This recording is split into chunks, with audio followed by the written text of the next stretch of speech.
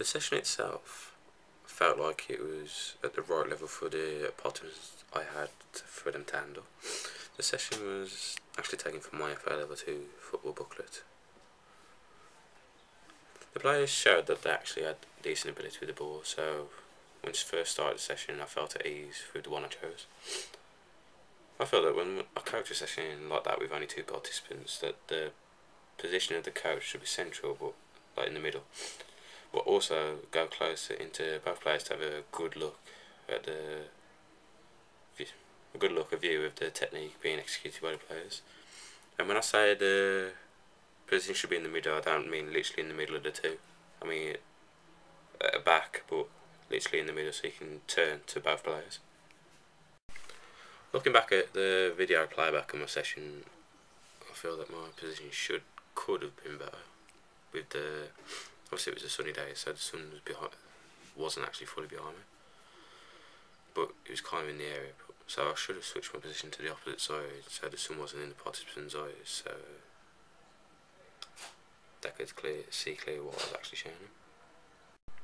Within the coaching session, I personally feel that I went in to work with both participants and show them the correct technique when they had made a mistake. There was a point in the session that I asked them to change it onto their weaker foot, and I tried demoing my weaker foot and it wasn't work. In a situation like that, when I'm teaching kids, I'd find participants which could actually do it and ask them to show that to the class, and then I can explain to the class that's how you correctly do the technique. Also within the session, when demoing the different coaching points, I try to make sure that I don't just stick to the same player. If I pick on the same child or participant all the while to show me a demonstration, I like to vary it, so I pick on random participants. Or obviously in this session there was only 2, so I varied it out so each player had the same amount of goes basically. Okay, the next session to be shown is a session on curling the ball, also in football.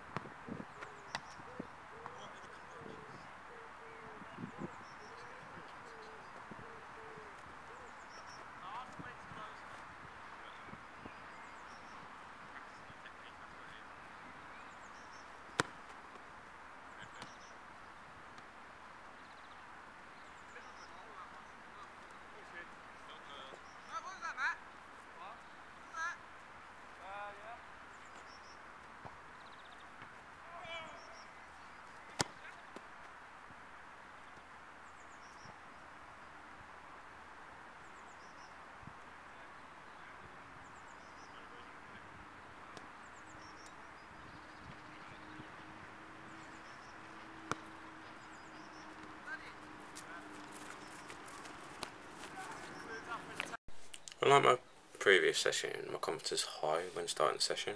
I put that down to that my previous session, my peers actually treated me like a coach, not just like a friend. So that boosted my confidence, and also with the smooth running of the session. I feel that my position in this session was better, and like the other session that I went in to work with on one-to-one with the players and coach where they made a mistake. But to be honest, within this session wasn't that many mistakes compared to the previous. So there was a couple at the end of the session when I gave them a target to aim for.